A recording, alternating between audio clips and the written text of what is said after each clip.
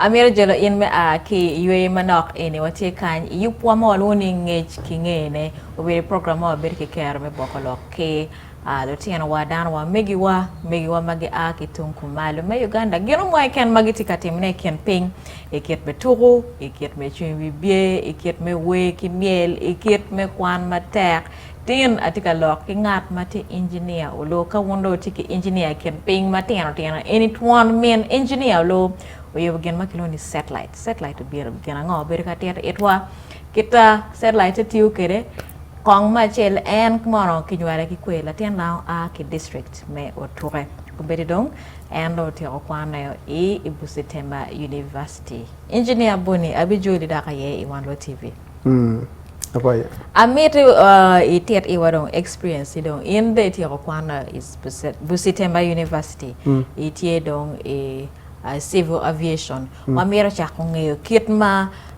ma me chako yubo satellite space engineering dong chake kere kikono So kikono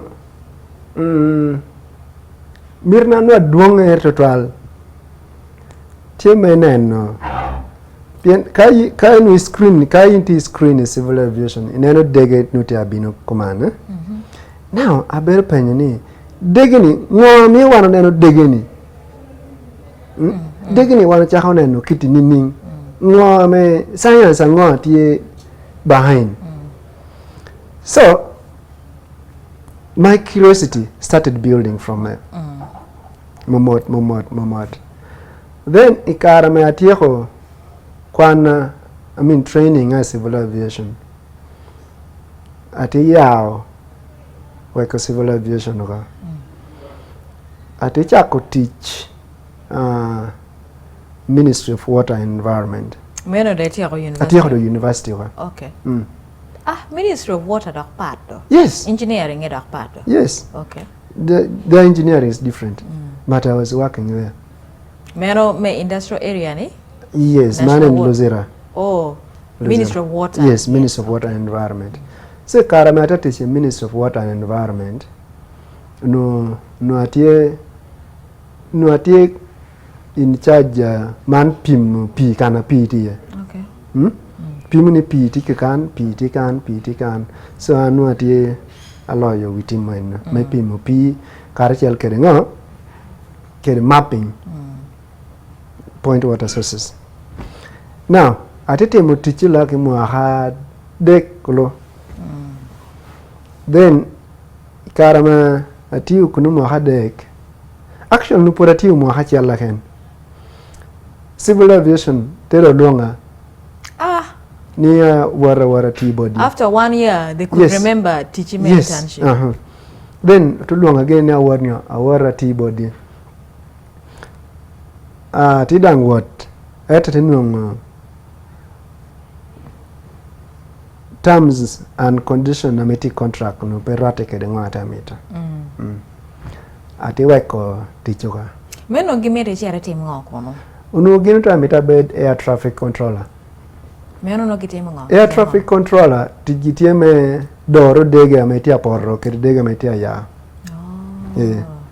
And is it in line with engineering? Yes. Yes. Computer? It is actually in line. Lurema can they went for it. Okay. So ati da hoko water. Ati meditishi water pi mo hario.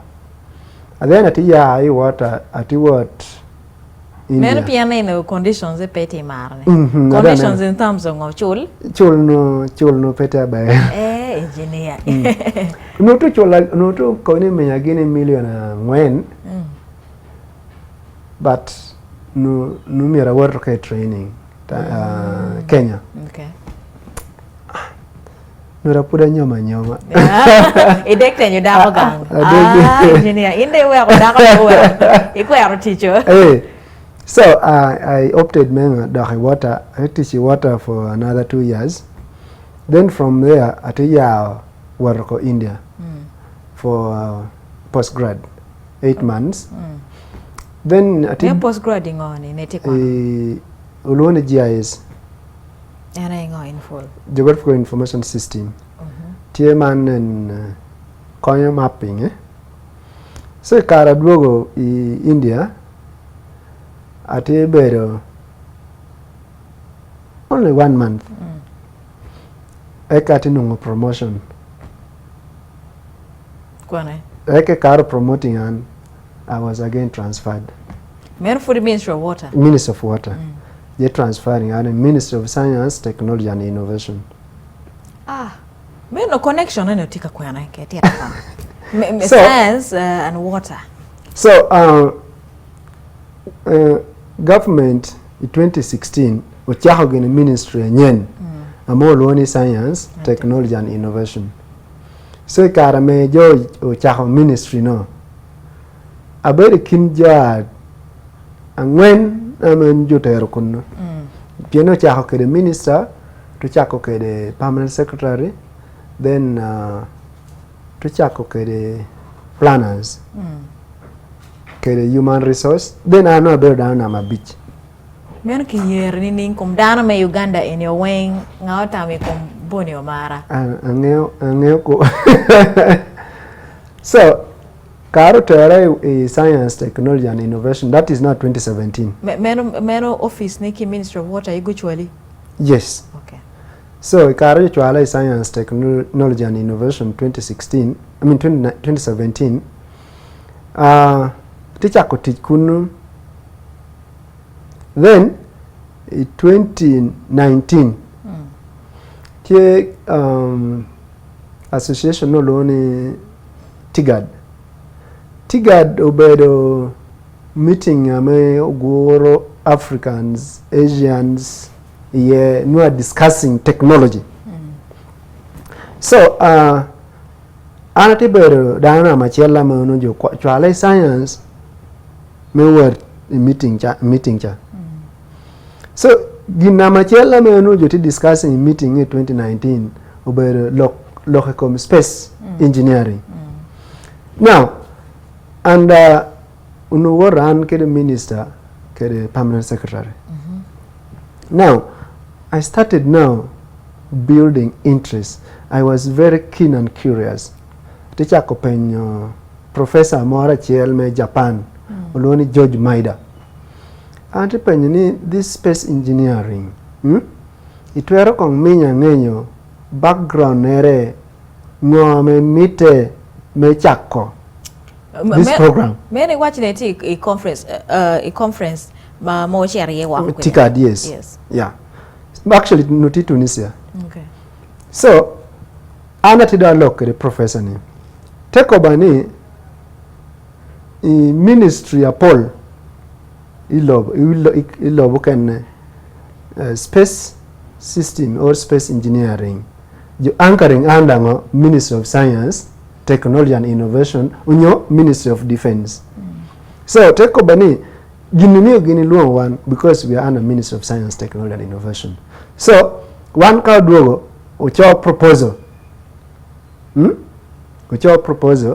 make chako developing human resource and also the space sector so want to do ping to bedo and then kede directors okay mero no kiti mini wujeme any when no team don chair developing space sector yes upeke experience me develop take it is experience but take away they can train okay ukobagini they can train and they can train joamotimu computer engineering joamotimu telecommunication engineering kere electrical engineering courses adeki so when we came back 2019 June we sat down and to developing the concept amejiti submitting kwa cabinet so kai ni po 2019 around October adong lobo making a pledge ni Uganda been launching satellite gi by year 2022 that pledge was there so now that was after the cabinet approval because now the concept no chala kanyim now after that 2019 November December when our concept was approved by cabinet we place now the advert. So when we place the advert, mengani to recruit now the the personnel to go and train in now what? Space engineering. So at first, for me, I was the coordinator. But then something spoke to me. I was like, but you know this thing, you have been in civil aviation, you have been so passionate about space, you really have been following this. So why can't you apply? Something spoke to me. I applied. So when I applied, of course the condition was like, because we wanted either those who did computer engineering, electrical and telecom, but first class. And of course making a first class. And you don't need to have a retake. And you didn't have. I didn't have. So like I started now recollecting, like perhaps my dream of having no retake, achieving first class or second upper was what? True. I think this is now the right time. So I applied. So when I applied, director Maxwell, Dr. Maxwell team on upper, and team in charge the recruitment, okay, the human resource.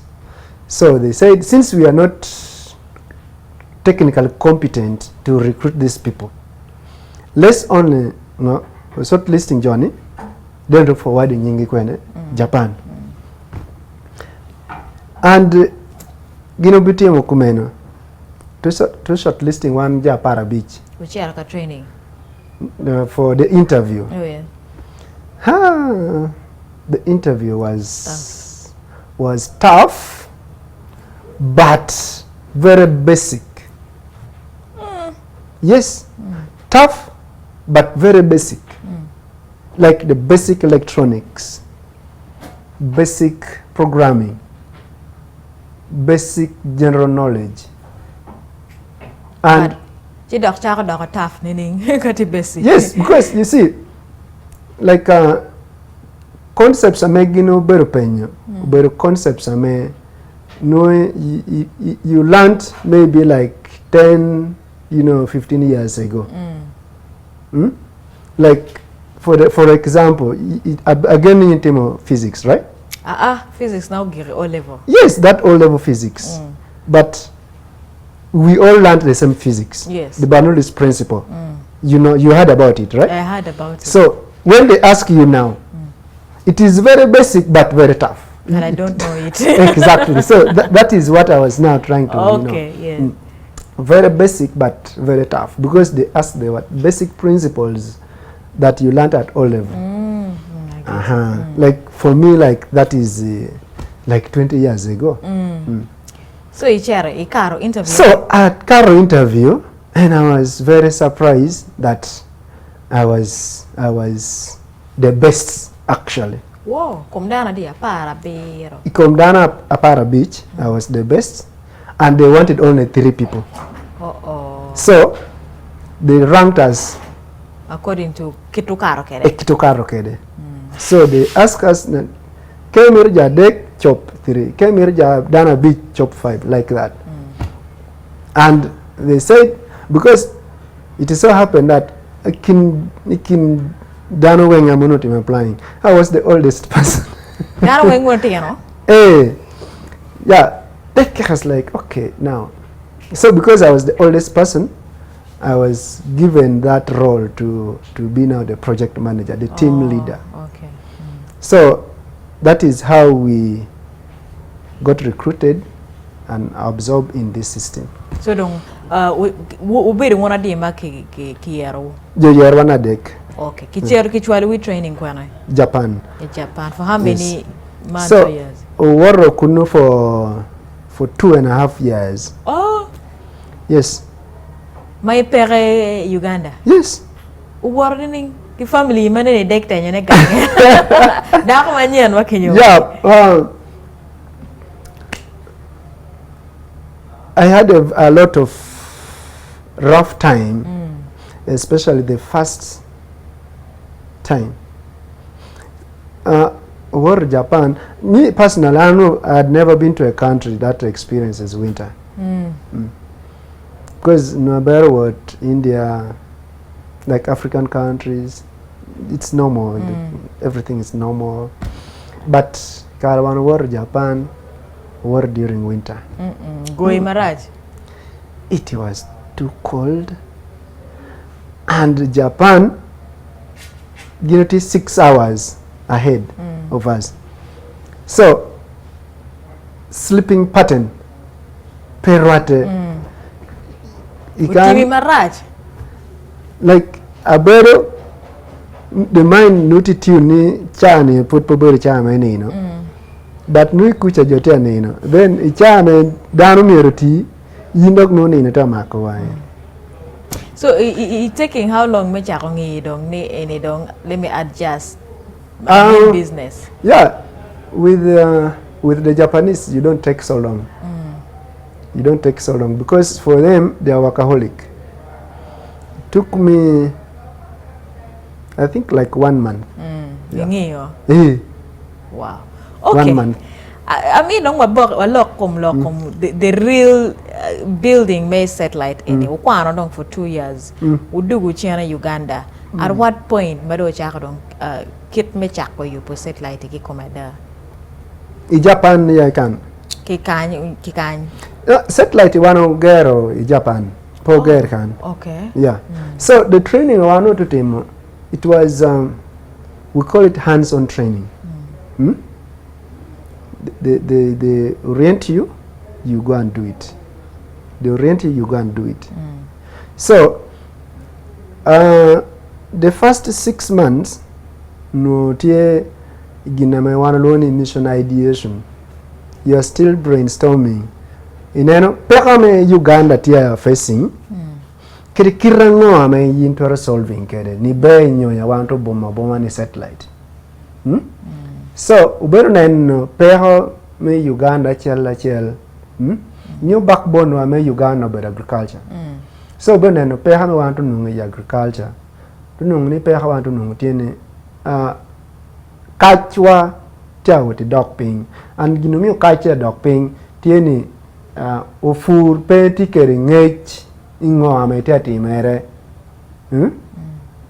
lober pengyo kita kot mirchwe kede pengyo kita lobo tikede pengyo kita chuk tikede aya wana chalo technical people runa ni kirango dirango me waro teko kede pehoni so manutere wa dora bichelolo mebe nenno peka wantu nungo Uganda kan kirkirango ame waro teko kede. Now after that we now started now the actual prototype. We want to learn prototype. Prototype ubero gero ginora me mirchal kir ginemito. At no on a lower scale. So to get prototype, karo gero prototype to luongo johere stakeholders in Uganda can defense, agriculture, ministry, science, technology, innovation, energy, water. Gen one to presenting board ye. Koni solution one to kere. So when they validated it, to scaling it up now. So solution no butimo no bukonyo down any. So solution one no udonyo kere. No tie me gero. Nyo mawanto bomba ni satellite utuketo camera moriye now camera ni tikere capacity menyo ngom so ka menyo ngom teko bini ngom mi kakana roman tikiti aya one to kwanyo Ngec to ter bot Minister of Agriculture. So Minister of Agriculture teko ni ngoma me beru kiti ber me furu chere. Ngoma me beru kiti ber furu soya. Ngoma beru kiti ber me puro pama. So kado Ministry of Agriculture or classifying kiti wanto kwanyo Ngec to ter bot nya boto tedero. So ngwame wanu timo manu solution na wanu donyo ke nama chele no eka solution na maria wanu donyo ke ubero me menyo wi pol utuna ni pol kati kiti kot tamea chwe nyonga for this duration so ngechi wando ko kwanyo tutero bonga but Jilone, is it Uganda Meteorological Authority? Meteorological Center. So one of one to repair board. So gino to updating Jorko ni okay. Expecting cottage akuchwe do me apart to do me apario. Then do me apario to do me rio cot biberape. So gin tiji tiemenga me minyo ngechi board. Lalo ngechi board nya bango te der. So kara wana char tami board gi gino to koni okay. Pero ye mano tia ber. Eka ngechu kene wanu donyo kermenga predicting landslide. Utikeri gine mwanu ni accelerometer. Uber sensor titidi chalba chimien. Ame wana woro yiki tengom. So ka landslide tia mi to timere chichok. En chwalo alert borwa. So ka chwalo alert borwa wanto chwalo ngechi bonga both disaster and preparedness. So now disaster gino to lalo ngechi to koni okay. Jo area bero kiti ya uno ko pien ngom tinga tika mok. Tika mok. Tien. Wow.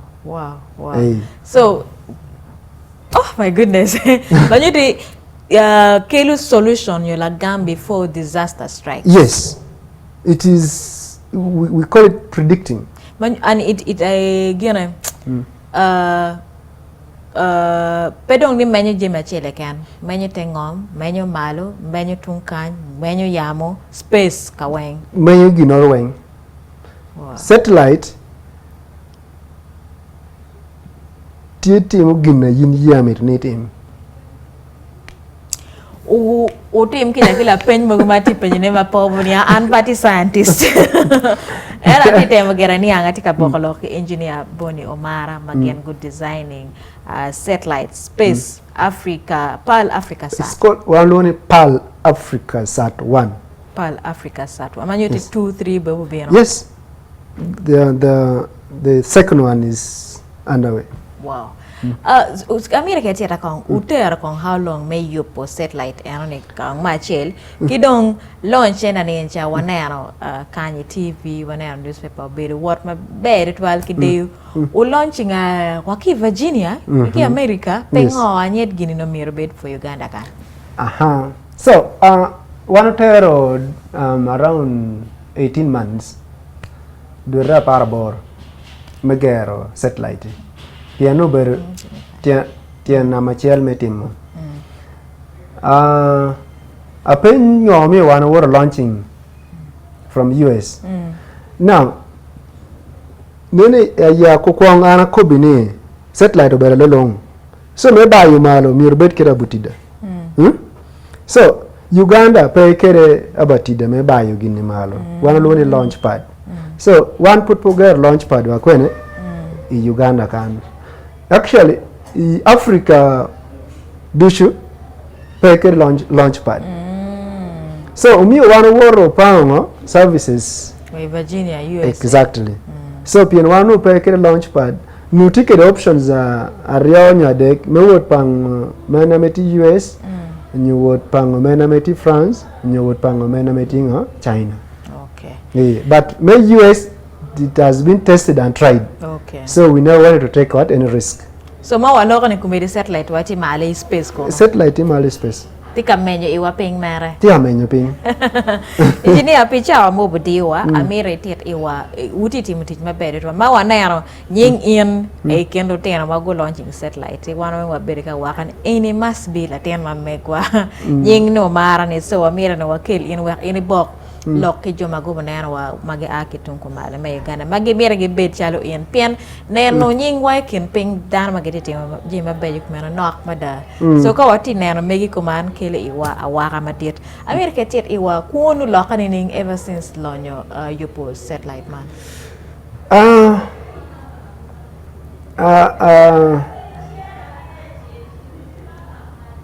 awacho ni kwana olokore yore pol la papat.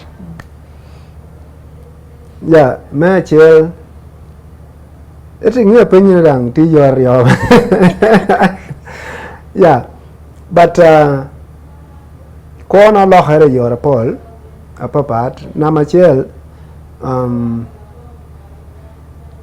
atikere teacher Paul la mera ti.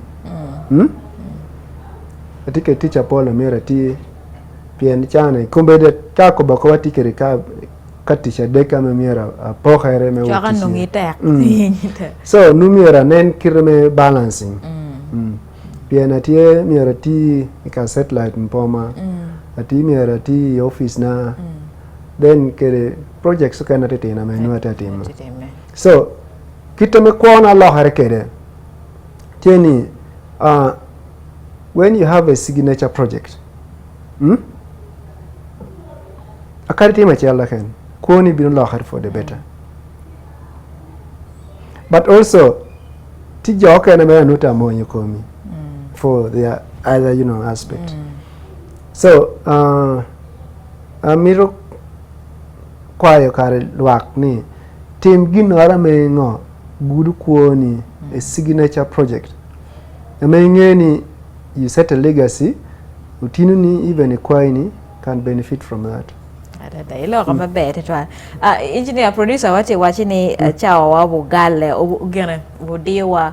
So amiri lock kumbedi ki nen kamera wati direct lock la tien mwane mo nini pela tien wa lo don wen watiki ma ki admiration kuma mero tien wa be go don go be engineers space engineer wa in lock la tien wa in mate to kuma le me Uganda. Tie yo toure, tie ya bim, tie ya gago, kama kwanter, tiana pere, ento, girama nera yin machala example mabe, ngo may rama wachana igi. First of all, amit lok kerotino ni believe in yourself. I know it is a tough one, but believe in yourself that you can make it. Ginomio Japanese, these whites, ginomio gilawa, ginutike gina chelni, gin ugenne kenge. They trust in themselves. Then me ario, amitu kwa yuni, na Bible koni oba winyula gotina tino. I made a prayer when I was young, and I can testify to it that it has come to pass right now as I speak. Because I only made 2 prayers. I used not to pray a lot, but I only had 2 prayers. One, I was asking God that I should be someone influential, not only within my family, but also nationally. And I believe it has come to pass. Then my second prayer was that God would help me shut all doors and only open one for me, and that one door is only education. And I can attest to that. God had my prayers. He closed all doors amidst all challenges, and I have achieved my education as I speak now. Bere twa manyote kangarati ni tiene tutwa la tien miron yang ni kwan aye mir ket focus ni kwan. Exactly. Feature ni wa mi ba ko set lai ra rio dek mo kane. Yeah, right now chaho satellite token amoto tem kan kai ngata me tikeri chawa pero make an appointment, then we go and see it.